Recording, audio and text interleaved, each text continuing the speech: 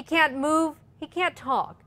But what he does have is a view of the mountains that gives him a lot of enjoyment.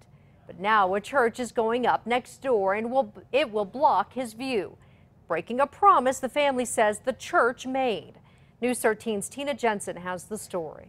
So many things Jim can't do anymore that he used to do.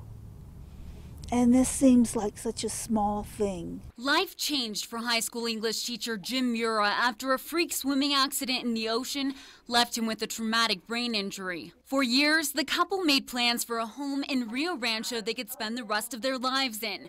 Wheelchair accessible, and for Jim, a view of the Sandias. Was that a big reason that you liked this property? Yeah, it's a good view. When they learned a Jehovah's Witness Kingdom Hall would be built next door, they say they had a handshake agreement. The church wouldn't block Jim's window to the outside world.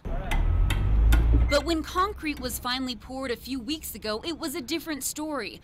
The building would be centered in front of the window. They just have so much land there and so many other placement options that I find it completely difficult to believe that they couldn't have figured out a configuration to give them the parking spaces and whatever square footage of their building. We reached out to an elder with the church who's also in charge of the construction. He didn't want to talk to us. The family says they've only been given one reason for the change of plans. If they move the building, they would lose 3 parking spots. The family went to City Hall, who told them the same thing that they told us, that unless the builders are breaking codes, there's not much they can do. With foundation already poured, the family still hopes the Jehovah's Witnesses will have a change of heart. It's a quality of life issue. Tina Jensen, KRQE News 13.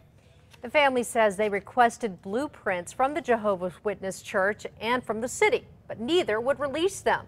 We asked the city of Rio Rancho why the blueprints, which are public documents, weren't released. They said they would have to investigate that claim.